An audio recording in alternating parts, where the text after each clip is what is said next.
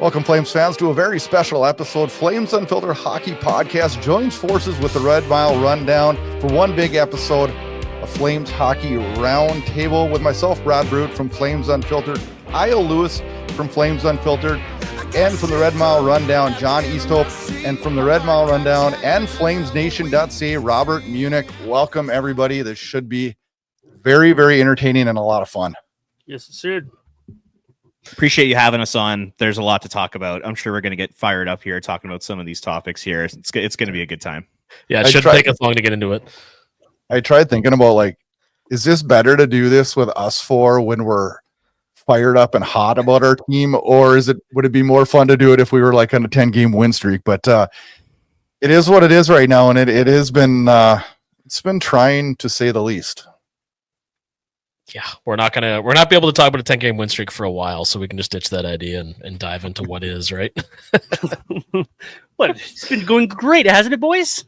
Oh man, there's so much to talk about, and like we really just are gonna fly from the hip tonight on topic wise. So I can just start a conversation and get going. And I think let's start with the owner's comments this week when Murray Edwards stated that. There is no rebuild, there is no trades, and and he loves the core. What were your guys' thoughts? What core?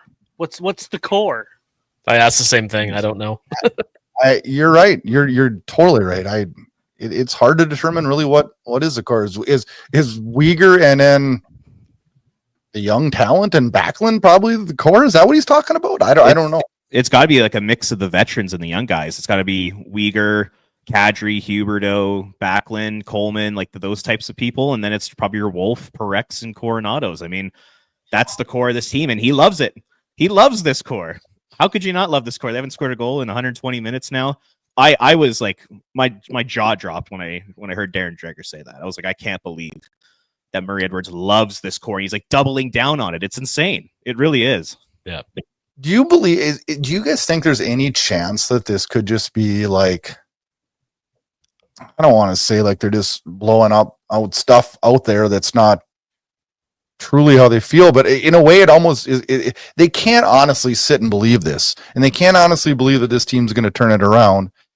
Is this just like a smokescreen to drive prices up maybe? No, we've seen this before. How many times have we seen Murray Edwards defend the veterans and the core and doubling down? And how many times has he told Brad Treliving, like, the mandate is the playoffs? And so you see Brad Treliving, instead of rebuilding when Gaudreau and Kachuk left, it's doubling down with the Huberdeau and the Wpg trades and bringing in Kadri and getting rid of Mont. So I can't believe it for a quick second, because we've seen this before over and over. That's how Murray Edwards is. He likes veterans and players that are going to win for him and what he knows he's going to get from these veterans. That's how he works. That's how he operates. He has since he's bought the team. It's never been a rebuild here. Yeah, I was kind of inclined to.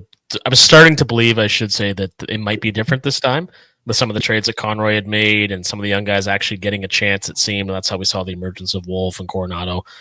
But more recently, it seems like we've backslid into these habits without ever truly getting away from them, right? My biggest issue is like this team is just not proactive with any of their decision making. It's they're forced into making every single big decision. It's not like Craig Conroy's like, hey, here's our plan. We're going to move Rasmus Andersson a couple years from now because that's when we're going to get the most value for him. It's, oh crap, the trade deadline's in 2 weeks. Rasmus Andersson has an expiring contract. We have to make this move. It's like it's not Conroy saying the plan. It's him just kind of reacting, making last second decisions. It's very frustrating. Oof. Absolutely. It's like, when was the last time a GM moved a player out on his own free will and tuition that was an aging veteran with an expiring deal? Unless they ask out or they're forced against the wall, they don't do it. So, I thought that Conroy, when he took over here and he was forced to trade Hanifin and Lindholm and those kind of guys, he was kind of forced into that. But then he kept going with those moves, and you thought, okay, like much like Kyle said, this might be a little bit different. Well, it doesn't feel different anymore. No, because he still has Anderson here. He's still kicking around. They don't want to trade Kadri. It's the same thing again, just again and again. They have to move Kadri, don't they? I mean, I think they do. 2 years ago, we were sitting. Much of the fan base was sitting here, and myself was sitting there thinking, we couldn't give this guy away. If we packaged a first rounder with him, this is 2 years ago, then, you know, he had 2 really good seasons, last year being his best. And now we're speaking about him and getting a return for him. Like, we need to act on this now. We're not in win now. It's so obvious. This has to get done, doesn't it, guys? Yeah, between now and the trade deadline, it has to. Like, it doesn't have to happen within the next month or two, but between now and the deadline, you have to move him because Kadri's value is never going to be higher. Like, the guy's 35 years old, coming off a career year. Like, you have to move him now. You can't wait. Yeah. We have to. Yeah, it's really, and especially when you see teams, and I was talking the other day about like the Montreal Canadiens, like, and everybody's been saying this, of course, that, you know, they're a prime location for Kadri to go. But him playing at such a high level at this age, this may sound a little dramatic, but it almost feels as though his value is going to start to decline a little bit by the day, especially in such a terrible team. Yeah, like, you know, as you guys are saying, like, you'll never be able to get more for him. And I mean, they really, really need to get moving on it. And the thing that's really getting to me lately, and I want your guys' thoughts on this, at least from the eye test and a little bit of, you know, analytics I've paid attention to as well, it seems like the guys that we're actually bringing in, i.e. Sam Honzik and now Jan Kuznetsov, are night in, night out 2 of our best players. And that says a lot to me about, you know, the necessity of bringing these guys into the lineup, right? Because, I mean, look what they're contributing versus all these veterans that we refuse to move.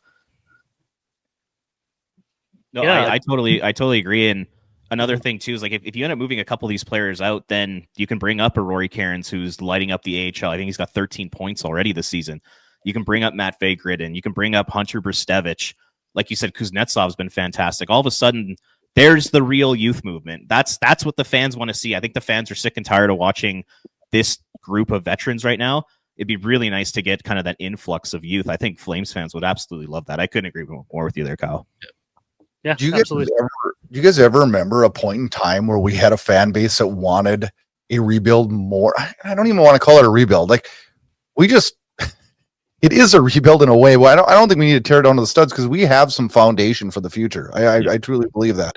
But I mean, I've never seen a fan base want and really embrace losing to build a better future this year than we have right now. I don't ever remember that in Calgary. Do you guys? Even Eric Francis wants it. Like, he posted an article today. He's like, you got to blow it up. It's like, oh my God, if he's saying that, then, you know, everyone's on board. The only time for me that I remember it being at kind of like a similar fever pitch was near the end of the Iginla era.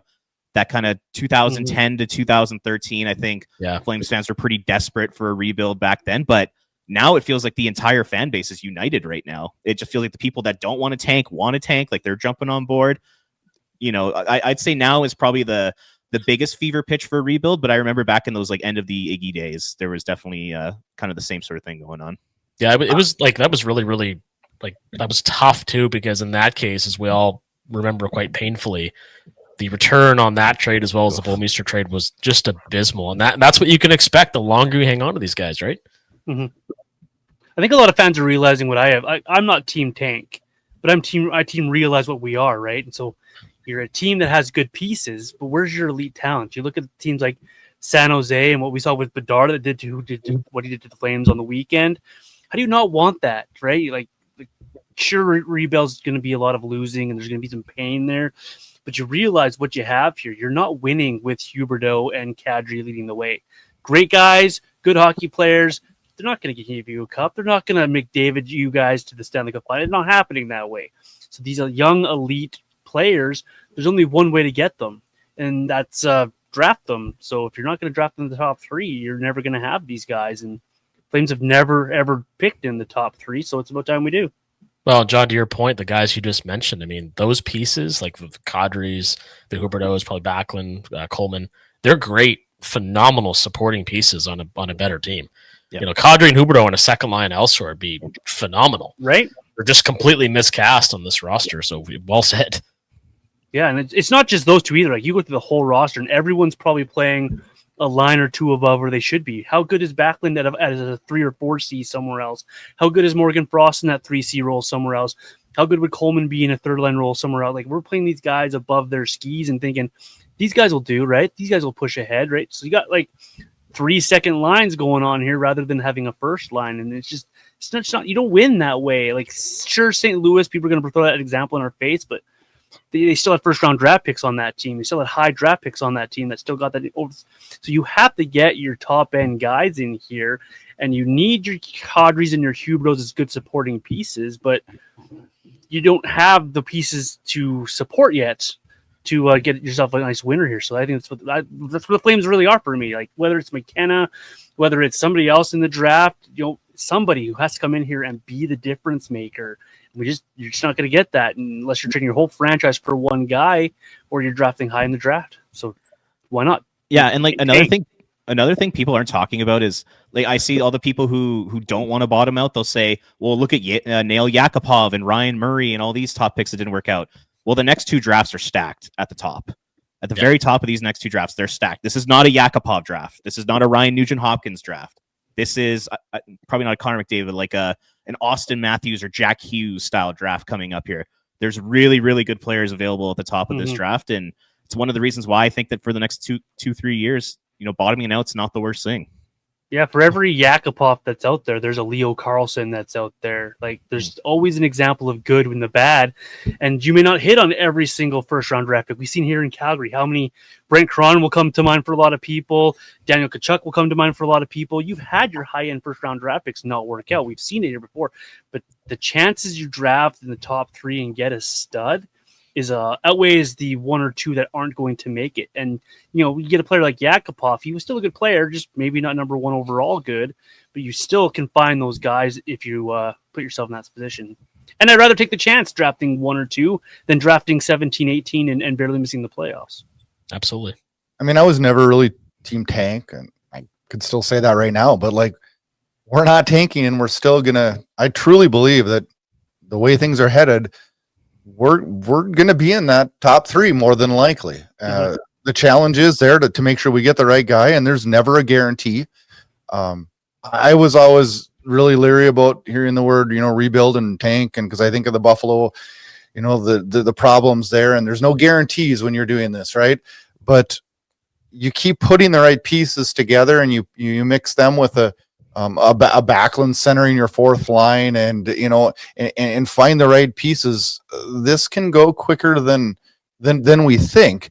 But this year, we have to act on some of these guys, and we need to move. And I think we're probably all in agreement of Coleman, Anderson, and Kadri to go out the door. Is there any other guys that you guys are looking at and thinking that could be possible guys that would go out the door? Well, given how Conroy's drafted, why not try and find something for Joe Hanley, like a later round draft pick? That's just another lottery ticket.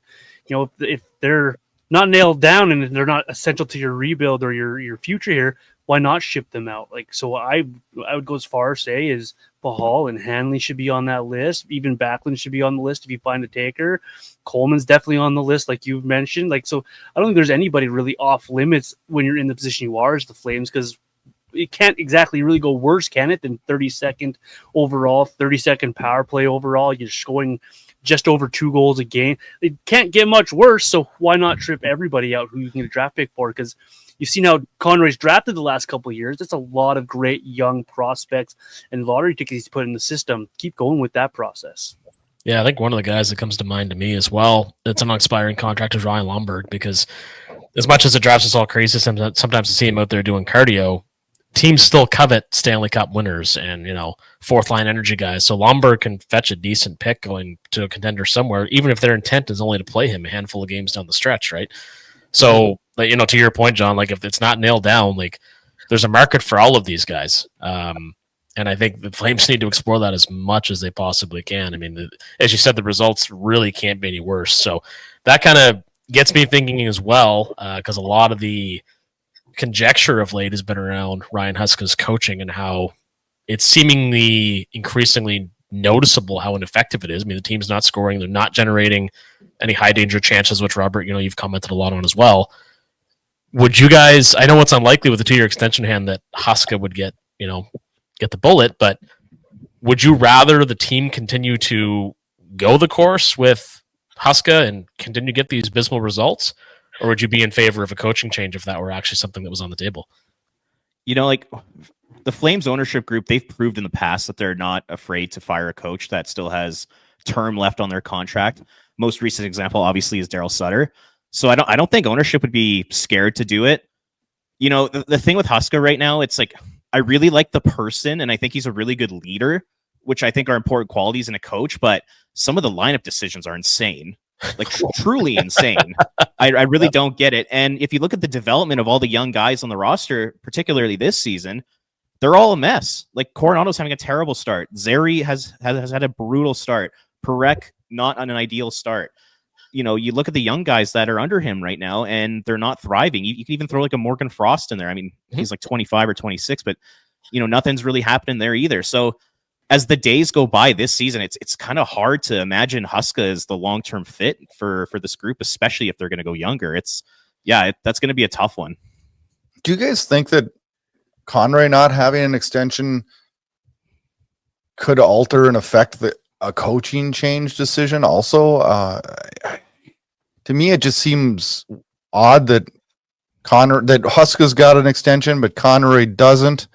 And is Conroy happy with Huska? And if he's not, would that be a weird move, having him fire him before knowing he's even here, part of the package? I don't know. It seems like I was make fun of Vancouver for like putting the cart before the horse when they're firing and hiring and stuff. And I don't know. It just seems like a messy situation.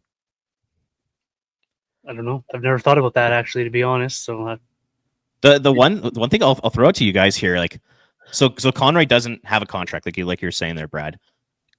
You know, when Murray Edwards hired Craig Conroy, what was Murray's vision? What was Murray's goals? Was it Conroy, within 2 or 3 years, you're turning this thing around and you're getting us back into the playoffs? Or was it more of a long-term approach? Because if it's more of a short-term approach, like, I could see a world where Murray thinks to himself, Craig, I hired you to take us to the next level. We've gotten worse every single year while you've been GM, you know, like, and now you're in 32nd place. Like, you've taken my organization and made it the laughing stock of the NHL. Like could Murray Edwards think to himself, maybe I move off Conroy? Yeah. I, as like a fan and someone who covers the team, I think that would be crazy. And I think a lot of the fan base would also agree that moving off Conroy right now would be crazy. But from Murray Edwards' perspective, does he think to himself right now, you just put my team in 32nd place, you know, and you've been in charge for 3 years. You haven't done anything. Yeah. Could he overreact and make an emotional decision? That's something I kind of wonder about a little bit. That's a strong point. That's a scary point of what that is, because that means we're back to the old guard again, right? Because who then you put in charge? You're back to Don Maloney trying to find a guy. So we're probably back to the old guard, and that's probably back to signing guys like Troy Brouwer and Brandon Bollig back to the roster, and Miromanov's getting top 4 minutes, and all those kind of weird type moves that none of us really want. So it's a scary thought to think that Conroy wouldn't be here past this season. But it does make you think what Robert said there.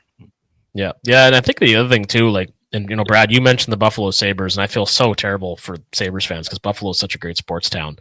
But they have bungled their rebuild so badly in terms of giving up on players far too soon, putting them in situations where they're not able to succeed.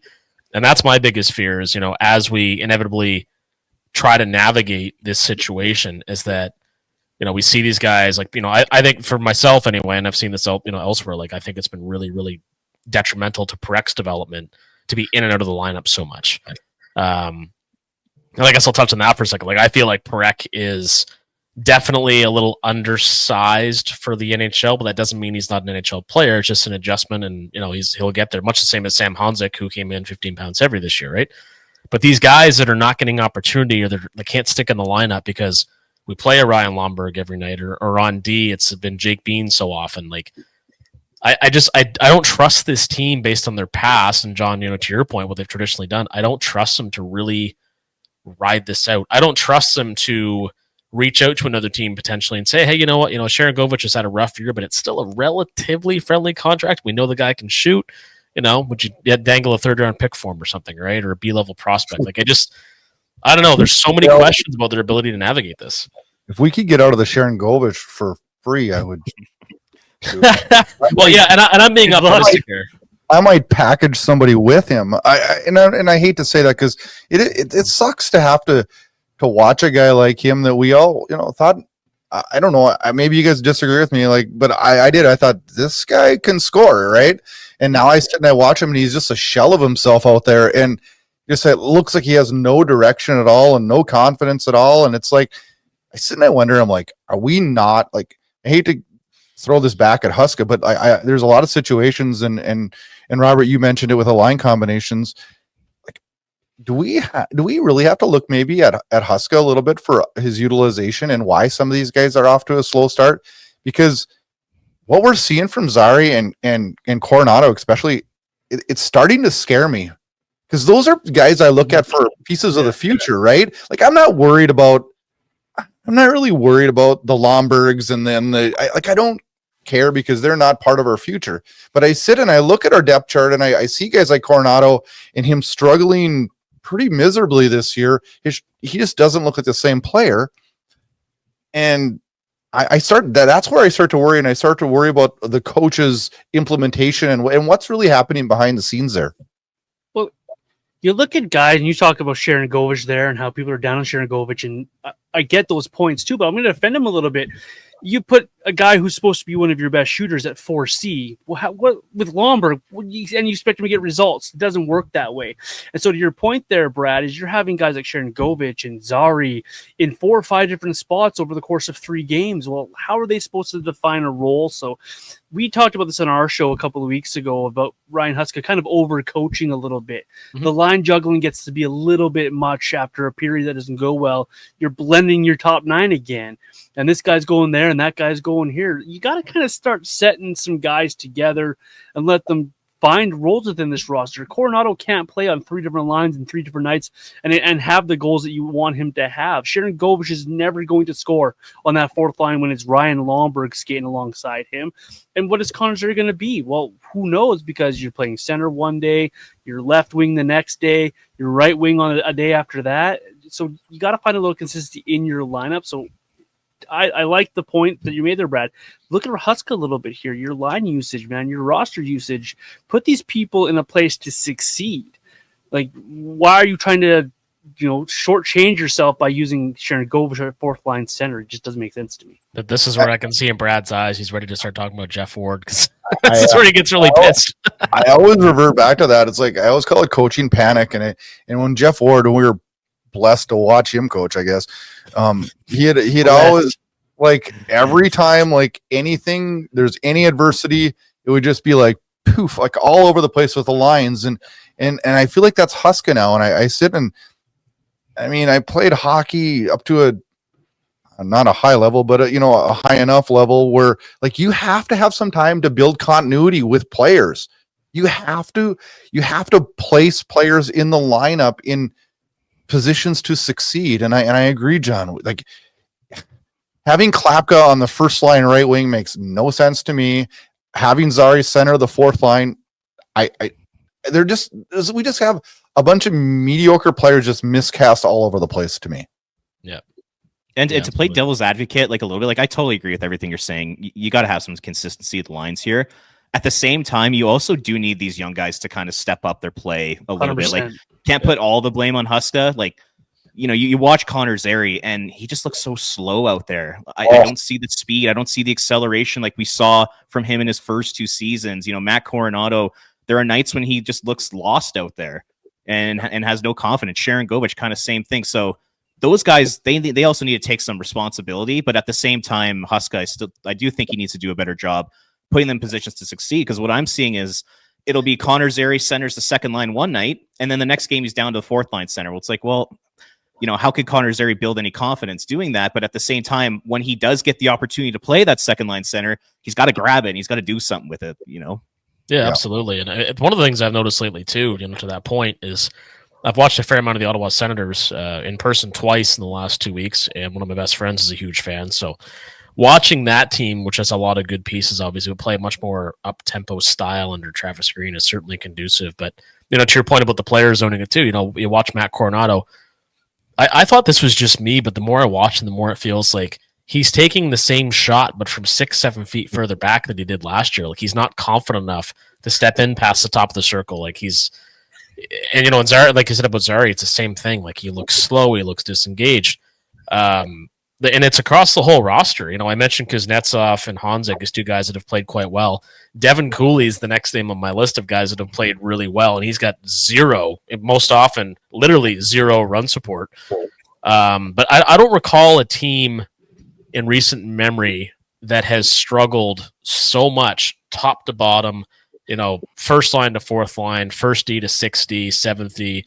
The goaltenders have been okay of late, and Cooley's been very good, actually, but this whole team is just permeated with failure, which sounds dramatic, but you guys know, because we all watch them night in, night out. It's forgive my French, but it's fucking hard to watch. Yeah, absolutely. Even you look at a guy like Mackenzie Weegar, who's over the last 2 seasons probably been your most reliable player on the roster, and he's been brutal. Like, he's a league worse -16 right now, and he's making terrible decisions that he normally doesn't make. And like you said, it's been happening all over the roster. It's totally bizarre. Yeah, and Mike Gold was on Weegar about that too. He's like, man, like, what are you doing? And he's right. You rewatch these plays, you're like, dude, like, you're better than that. Totally. Yeah, that one in Minnesota drives me crazy. Oof. Yeah, you watch these players play, and they're like, it's like they've taken the scratches that Ryan Huska's made and are scared to make a mistake that they might be the next guy, rather than taking it as a message. Hey, let's play a little bit better. Let's get going here. So, like, guys like Zary and Coronado, maybe they're just playing a little bit too tight with, we've been scratched for not playing the right game the right way. And I don't like that from those guys. They got to be loose. They got to be able to play their game. And so I don't know what Huska's saying to these guys or how they're approached here with those conversations, but they're all a little bit too tight on that bench there. And everyone's squeezing those sticks, and that makes for very boring, mundane hockey. Yeah. There's so much. Players don't understand, like, from one day to the next where it's going, and there's such drastic changes, and the confidence level. And then what I think also happens, like with Weegar and Anderson, is that a lot of pressure falls back on those guys like Backlund, and they take that approach of, I got to do it all now, and that's just it's not gonna work. And you look through. All of our veterans this year have had stages where it's just like, looks like a different person compared to what we're used to, and it's very, very, very frustrating. Mm-hmm. The only guy that's really kind of played to expectation has been Huberdeau. Yep. He's been good, not great, but he's been good. Kadri's been good for the most part outside of the first probably 6 or 7 games, but outside of that, you're right. The whole veteran core, they're not stepping up like they did last season, and you can tell by where they sit in the standings at 32nd. Yeah, that's unreal. It really is. What's your guys' thoughts and feelings on the Parekh injury, and how that changes his development and how that goes this year?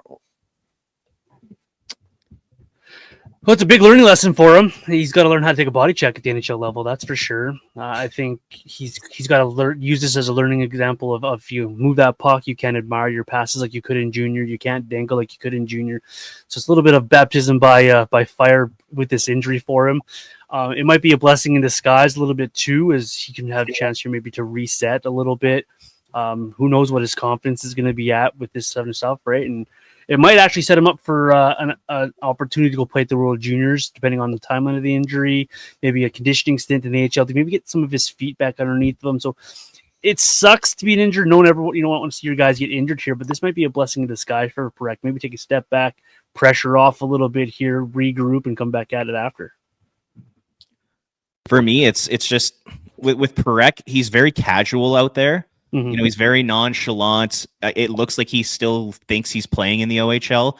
Like John said, kind of admiring passes, not making plays quick enough. Like the NHL, it's such a fast game, especially compared to the OHL when you're playing against 17 and 18-year-olds. And, that play against Chicago, so he keeps the puck in the offensive zone. In the OHL, it's probably an 18-year-old coming to finish a check on you, and you're the same size or you're bigger than him. Now it's a 38-year-old grown-ass man in Nick Foligno who's like one of the more physical players in the NHL, and he's coming to crush you. It's like, I just think he's got to make quicker plays. He's got to get up the intensity level a little bit, and I think he's got to be a little bit more aware of his surroundings. But he's 19 years old. Like you're going to learn that, and these things are going to happen when you're a 19-year-old playing in the NHL. So like John said, it's a learning experience. It sucks that it happened, but hopefully when he does come back in the lineup, he'll be a little bit more aware of his surroundings. He'll be able to protect himself a little bit more. Well, I hope too that he takes this time now to, like, you know, when you're in the OHL, the schedule's a grind. You're on the move. You're playing a lot of hockey. You're on the bus, and you don't get that time to actually build strength. And now he's at a really developmental time in his life when you're going from 19 to 23, your body develops a lot. He needs to take advantage of this and work more on that and focus more on that to build that upper body strength and the awareness, like Robert said, because that was not that hard of a hit. The difference was, just like Robert said, that was a man hitting a boy. Essentially, yep. And sadly, he's injured now. So it could turn around and be a learning experience for him. I think, I mean, it'd be fun to be able to sit and visit with Sam Honzik about his hit he took last year against Chicago and how that changed his mindset and body development over the next 12 months, because Sam Honzik looks like a different player out there this year. Well, and he is, right? And all that weight that he put on and the lessons he obviously learned. And I agree with you guys 100%, all of you, but, you know, Parekh, this is part of my concern with him being in and out of the lineup so much. It becomes difficult to become acclimatized, I feel, to the pace of play. And some may say, oh, it's a good thing everyone to watch in the press box. Well, a player like that, especially when they don't have any time in the AHL, they have to get up to speed a little bit quicker. And it's very evident, and not just on the hit where he got injured, but several other hits this season. Like, he's been getting rocked. Like, there are, to my memory, 3 or 4 other hits that could easily been the exact same result. You know, I would suspect it's probably a shoulder injury in this case, but yeah, I mean, I got a little bit ornery about Eric Francis saying, well, he's not ready for the NHL. I don't necessarily think that's true.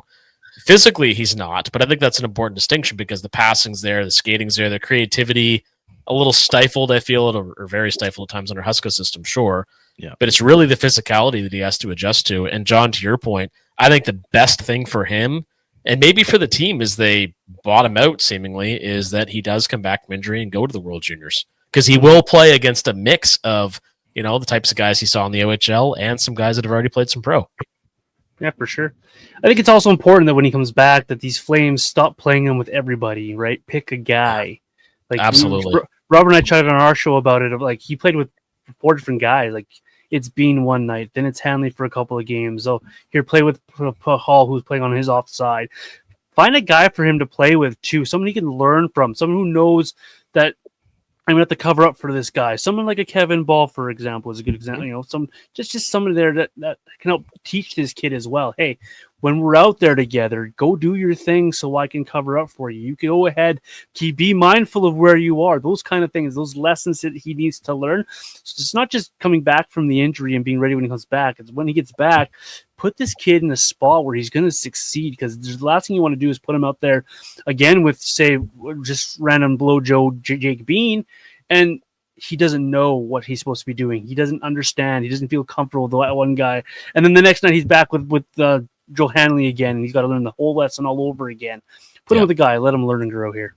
Well, and I mentioned that recently about Roman Hammerlick to Dion Phaneuf, which, you know, is a while ago now, but it is really, really important, especially as a defenseman, to have a steady partner and a guy that is going to cover you. And I think, to your point, John, Kevin Ball would be perfect. He's got a quick stick. He's a big man. He handles himself very well on his own end, and that's the kind of partner the Parekh, you know, that he needs if he's really going to flourish as a player and learn the pro game.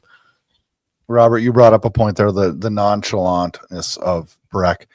And I watched that, and I thought the same thing through this year. And I thought, you know, something could happen because of that, him being nonchalant. And I mean, I don't know that was the reason this happened, but it played a role in it for sure on that play. And I sit and I watch, and I think if he had a leader, you know, like Kyle just said with Kevin Ball or whatever, one of those guys that can, like, show him the ropes and be like, dude, you can't do this. This league doesn't allow that nonchalant. It'll help him. It'll help him develop. Coaching too, right? Where's the coach there? Like, after that first big hit against the Vegas Golden Knights, where was the coach? Where was the coaching on that? Like, you should have been in his ear the second he got to the bench, right? You know, make sure he's okay, right? You don't want him to suffer concussions and skate by. But hey, you can't be doing that at this level. You have to get the decision. You got to make it, and you got to be quick with it because they're going to close on you quickly. And if you're on the ice, they don't care who you are on the other side. They really don't. They could care less if you are Zane Parekh or if you're Mackenzie Weegar. I saw Cale McCarr get run over multiple times last year. It's just move the puck. Got to be quicker in your decision making. So it comes down to coaching for me as well. Like, you got to be in his ear. You got to coach him up. It's all part of the player development with the Flames here that I always say has been lacking. You got to be in his ear. You got to calm him down. You got to show, hey, if you're going to make that play, but you make it quick and move on because you can't admire those passes. You got to keep your head up because someone's coming to truck you because it's just how that it works with the NHL. Absolutely. You want your leadership group to help him too. Like, spot on. It'd be great during practice if Mackenzie Weegar pulls him aside and says, hey, kid, like, here's how you take a hit along the boards. Here's how you take an open ice hit. Like the Foligno one, what happened was Parekh was about 2 or 3 feet away from the boards. And he makes the play, and I don't even think he realized Foligno was coming. That's where he needs to be more aware, see that he's coming, make the play, and then get along the boards and brace yourself for impact. Had he done that, he probably wouldn't have got hurt. But because he was standing 2 or 3 feet away, his all that momentum just smashes into the glass, and now he's hurt. And so that's you want to see his teammates also kind of step up and help him along the way too here. 100%. Yep. Where do you guys when we look at Dustin Wolf and a little bit of statistical struggles out of the gate this year, and that's kind of worked its way back. What are you guys thinking, and how do you think he's going to handle the workload that he's going to get with a team that's not really sound defensively? He's going to get a lot of work this year. That's so polite of you. Not really sound defensively. I can be a little more positive, Kyle. I've had a couple rough episodes here. Well, he shouldn't be playing as much as he is, especially now that essentially the season is over. It's kind of ridiculous that he's playing as much as he was. Going into the season, I was like, I don't care if he plays like 62 to 68 games. Like, I'm okay pushing him if the team is like around a playoff spot. Yep. Now that they're not around a playoff spot, it really makes no sense. And you have Cooley playing so well too. Play Cooley. He's shown that he can keep up. Like, he's got the best save percentage in the NHL right now, which is insane to say at this time of the year. So he's our only guy on statistical top 10s anywhere. Yeah, totally. Yeah. Devin Kalu is going to be 0-15 with a 940 save percentage. So what do you think, Robert? Would you 50 games?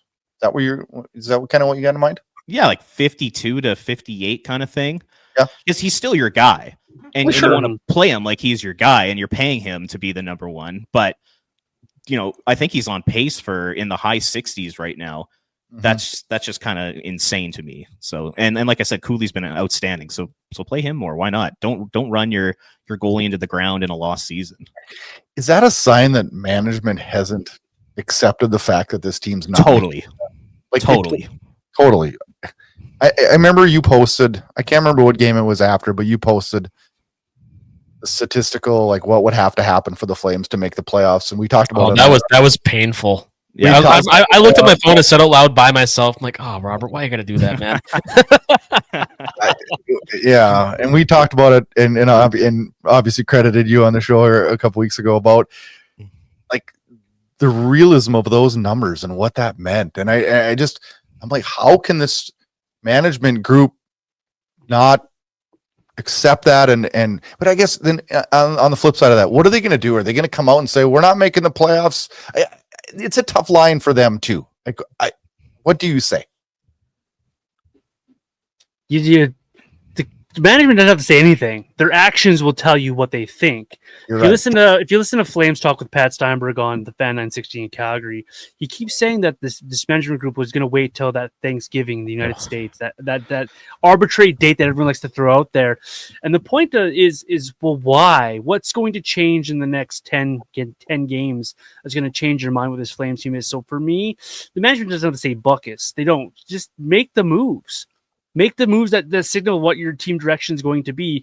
Have Conroy go talk to Ryan Huska. Be like, listen, the mandate's changed here. We need to see your kids play. So stop scratching guys like Parekh.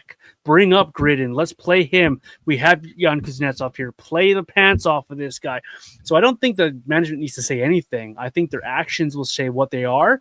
And then the mandate has to be given to Ryan Huska. Hey, we're changing directions. Huska's always going to pick the veteran over the rookie. It's how he is. It's how Sutter was. And that's what we learned from. Because they know what a veteran's going to bring to this lineup. So until management tells him to switch to the mandate a little bit, it's going to be the same old, same old. So management, I don't need to hear anything from them. Show me. Yeah. I think the only time you're going to hear them acknowledge it is when these trades start to take place. You know, when Kadri, I'm going to say when, because God willing he will, but when Kadri gets traded to the benefit of himself and his soon to be hopefully former team, you know, Conroy's going to have to acknowledge, you know, we had to change course. One thing that's been rattling around in my brain too with regards to this, and to talk a little bit more about Ryan Huska, are any of you guys, and I'll throw this out to the group here, like, are any of you guys as concerned as I've become with just how unimpressive Huska's coaching record is at seemingly every level? Yeah, I mean, how could it not? I know he had a little bit of success in junior with Kelowna, but you know, the Stockton Heat were always pretty mid under him. When he was an assistant coach in Calgary, they were just an okay team outside of 21-22. And yeah, as a head coach, you know, he had an 80-point season, a 96-point season, and now what's looking like it's going to be in the 60s or low 70s. It's not a good record. And just low 70s. We better go in a heater to hit that. Yeah, kidding. And the thing is too, like who's having a ton of success under Huska? Huberdeau has really faltered. You know, Kadri's had a career in goals, but you know, Sharon Govich had the 31 one year. But outside of those guys, like, who's really truly like stepping up and playing above expectations, and who is Huska's coaching really benefited over the first 3 years here? I don't really know how to answer that. It's a great question. Yeah, I can't think of one guy. Can you? I mean, that's probably pretty harsh, but you know, you'd say Pospisil maybe, but like, he scored 4 goals last year. You know, Connor Zary before, but he's taken a major step back this year. Like, there's not a lot of guys to point to. Farabee and Frost have produced nothing under Huska. Yep, that's true. There's some system flaws. I think there are. Speaking of Pospisil, are you guys having any worries about the future of Martin Pospisil with injuries? How could you not? It's been a long time now. I mean, and there's been really no talk either. He's been week to week for quite a few weeks, and really minimal updates. This is very, very, very Michael Furlan-esque to me, and I really hope I'm wrong about that. That's a good point. He's got that concussion history as well, so that also plays into things too, right? So throughout his AHL career, he missed a lot of time as well. So it has to be concerning because you don't know if he's reliable to be in your roster and availability. All right, so yeah, it definitely is concerning. So we'll see what happens. Like, he's going to lose a spot because someone's going to take over that role. It might be Hanzik himself taking over that role right now. So it is concerning, but if you can get him back and he's healthy, there is a role for him here. Well, sorry, go ahead, Robert. Oh, I was just gonna say, the weird thing was, so the play he got hurt on, it was in a scrum, and Derek Forbort gave him like a little uppercut. Yep. So he got a basically a sucker punch to the face. But the weird thing was, I remember he was back at practice and looking like he was ready to play. And then I think he like took a puck to the face, or he ran into one of his teammates, and that's what like put the concussion over the top. And they were making it sound like it was kind of like day to day. And now, you know, Ryan Huska said the other day it's going to be a while. So it's super concerning for him. He's had multiple concussions. You're almost wondering, like, you know, is this guy contemplating, you know, taking the year off, or because that's what the betterment of his life, right? Mm-hmm. Well, look at Paul Correa. I mean, I remember watching that the special on him with Michael Farber. You know, the oxygen tanks and everything he went through to get healthy post. You know, and like the play that ended Correa's career was extremely minimal compared to, you know, being beheaded by Gary Suter and the other things he went through. But and then, you know, like the rest of us, I don't want to sound presumptuous, but I'm fully in favor for his own well-being to take the rest of the year off. And I'm also, just to switch gears a little bit on the Pospisil topic, I'm a little concerned from the team's perspective. You know, a lot of comments saying, well, you know, is Pospisil's absence a big reason why this team is struggling? I'm thinking, man, if you're relying that heavily on one player, if you're suggesting that's a viable narrative, that's concerning because these problems are so much deeper rooted than that, right? If you're concerned about a guy who scored 4 goals last year, being the one to drive the bus, then yeah, you're in big trouble. Well, but that seems to be a thing though, because they don't seem to to this point. I mean, other than the fans and people in the media recognizing it, it doesn't seem like the team, like the brass, has really sat down and said to themselves, "This team is really, really bad." And I do think they'd be better with a different coach. And I'm not putting this on Huska, other than to say I feel his systems really are detrimental to offense. Not that we're a highly skilled team, but we have a lot of pieces that should be able to score 20 goals and 50 points. But we're not trying to sound pessimistic. I think we're all just being honest here. Like, this is a really, really bad hockey club. In a year when you can draft a game-changing piece, that's not a terrible way to be, but it is, like as I said earlier, agonizing to watch. This roster is a group of guys that are good pieces for other teams, for other rosters. Put them together, add Pospisil in the mix if you have to.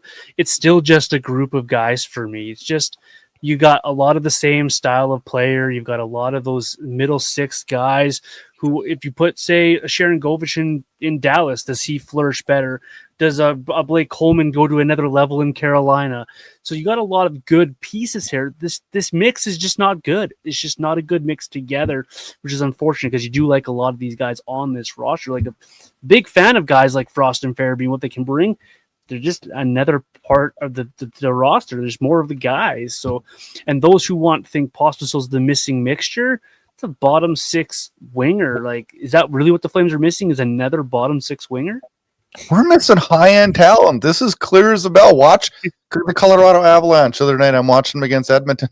Our team is missing high-end talent. We don't have any. We have a lot of bottom 6, maybe a few third or second line players. Like, we're missing that high-end talent. And the other piece of that, though, is like the high-end talent from an on-ice performance perspective is one thing, but the reality is you're going to open a brand new building. You got to have, somebody like a McDavid, a Bedard, a Celebrini, like somebody to, that's going to get those big endorsement deals from, the Adidas and Reeboks of the world, and, and just makes, fans want to come out and see that guy play. I mean, we haven't really had that since Gaudreau left, right? And you really need, from a financial standpoint, especially, again, opening a new building, like, you got to embrace this at some point. Sell off these pieces, draft as high as you can, and, market a star player. And maybe Parekh will be that guy. I feel Wolf is that guy in goal, but you need somebody forward to do the same thing and take you to another level.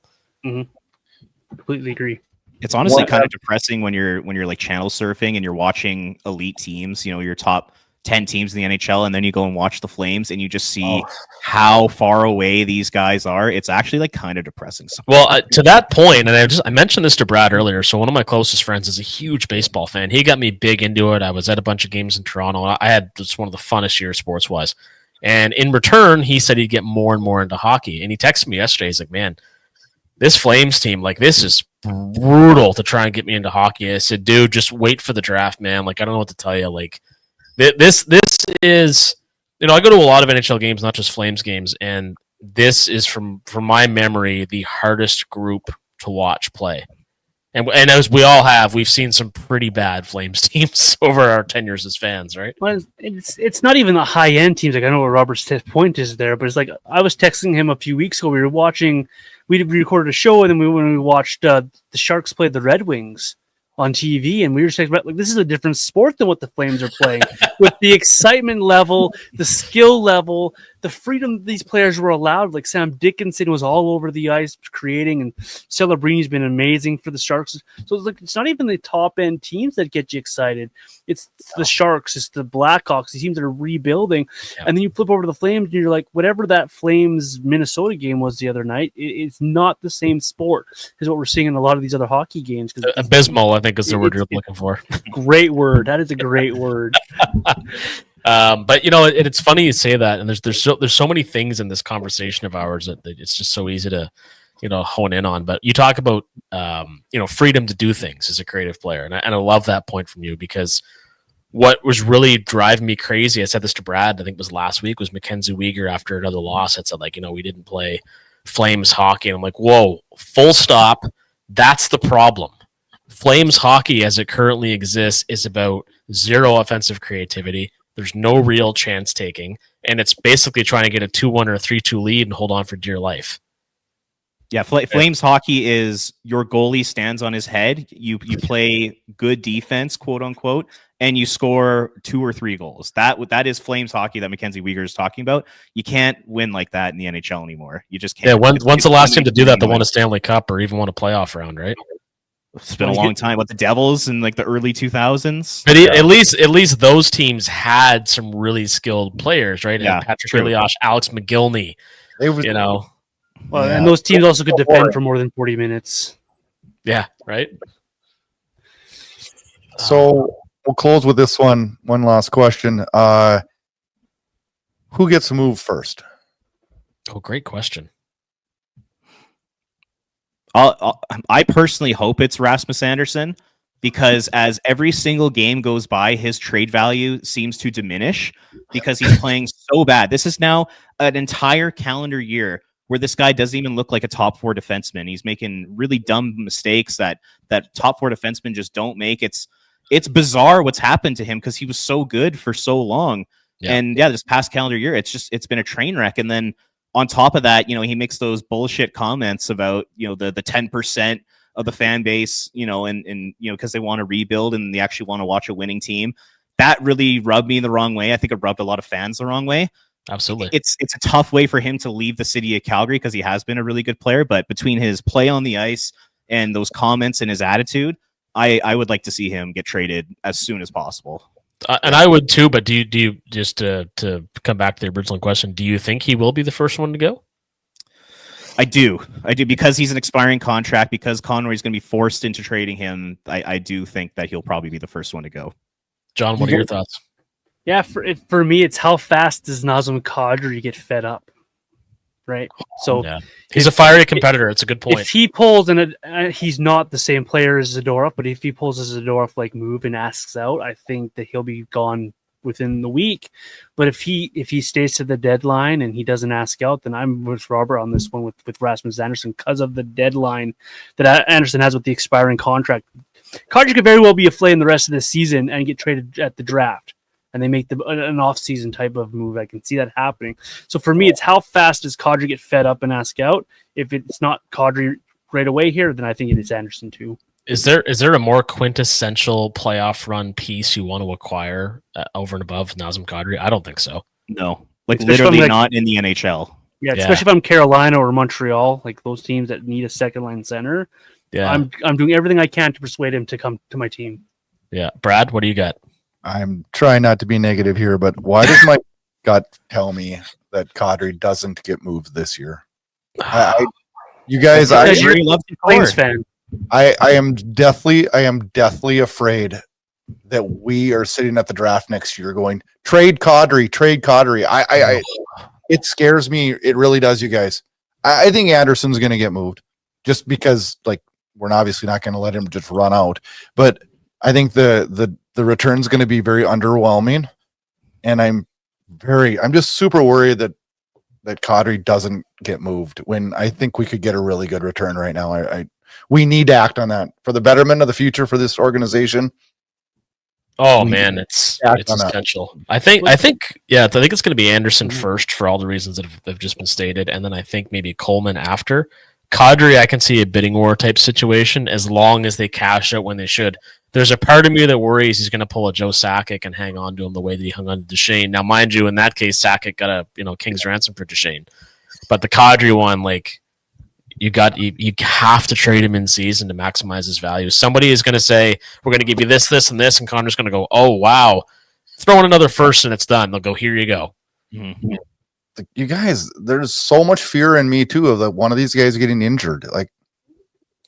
I don't know. I think it's time to take a look at the standings, take a long, hard look, realize the future. Take a look in the mirror, right? Now. Yeah. Now is the right time. The old Brad Treliving quote, take cues from your players. Well, your players are clearly telling you they suck.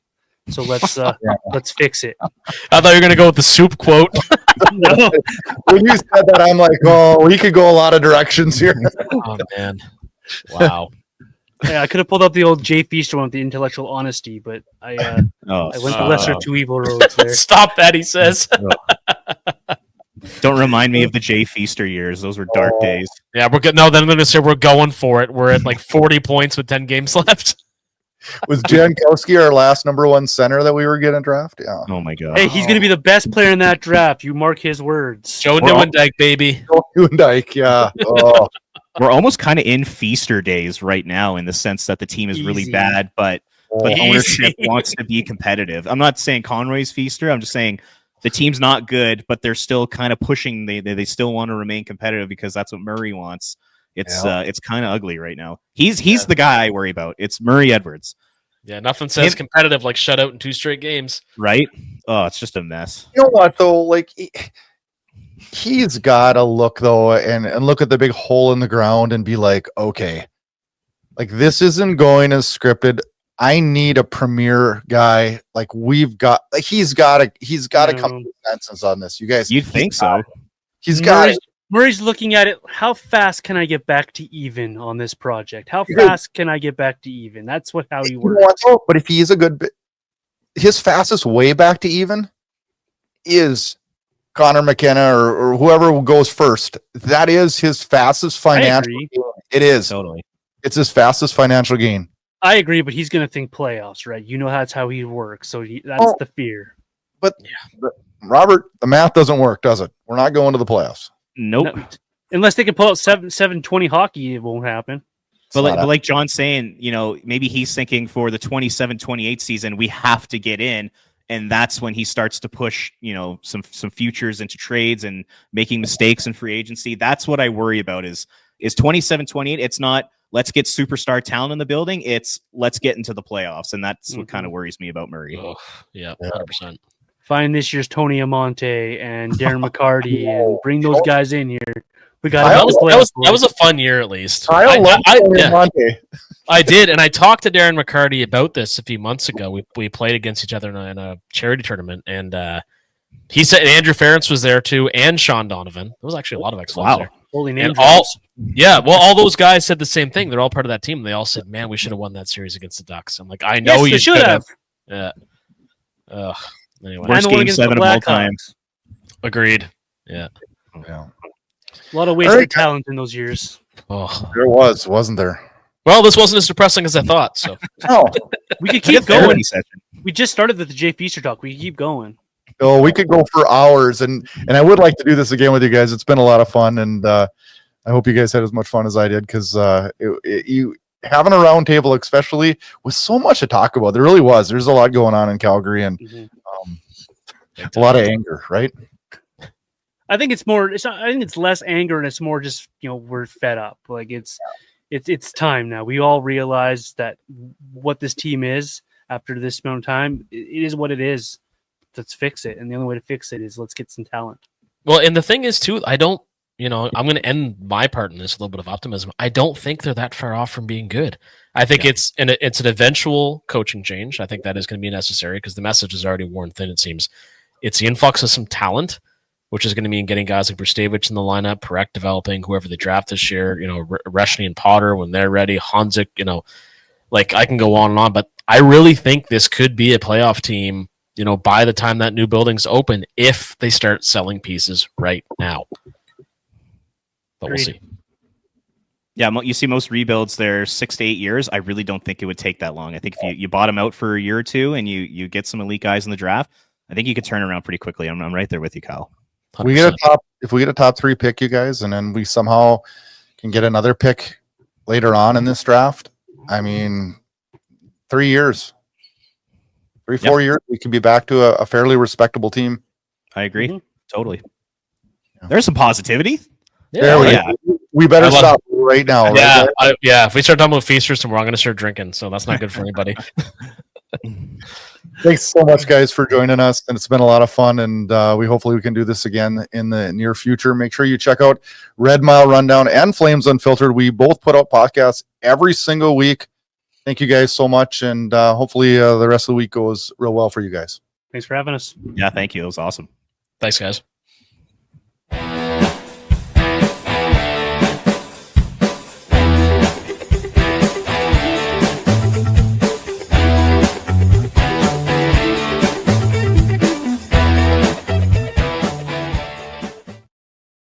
Hey, Flames fans. That was a lot of fun having the Red Mile Rundown on the show today.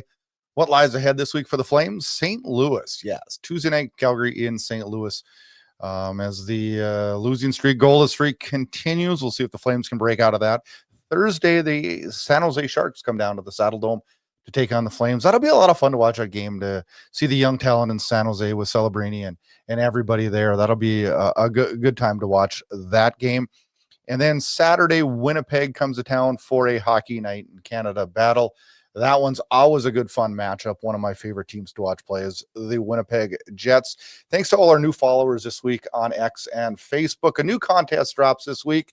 Get on over, check that out. If you follow Flames Unfiltered, it's an entry into the contest. And for every repost you do of a Flames Unfiltered X tweet, whatever you want to call it, we'll get you entered into that contest. On December 23rd, we'll draw a winner. You can choose your prize. You get 2 tickets to the Wranglers game versus the Colorado Eagles on December 30th, or you can choose a $50 gift card from shopnhl.com and get some new Flames gear for Christmas.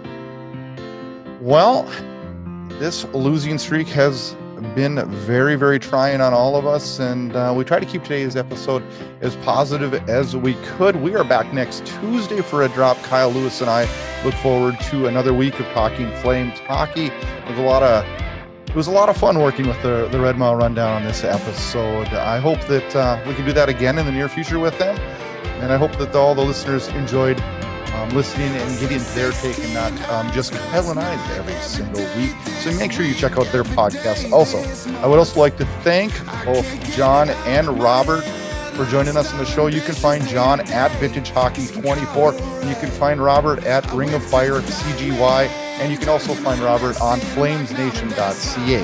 Thank you, Flames fans. We're back next week talking more Flames hockey. Enjoy this week's hockey action. It's me, myself, and how this gonna be fixed in my mind. Still on the record. I turned on the music. I still on the record. I turned on the music. It's an uphill battle that you sometimes losing. Have been on the days that went wrong. Thanks for listening to Flames Unfiltered with Brad Burud and Kyle Lewis, your source for unfiltered Calgary Flames hockey talk. Keep it locked on flamesunfiltered.ca. Subscribe where you get all your podcasts to never miss an episode. Flames hockey talk every week, presented by Inside Edge Hockey Media Group.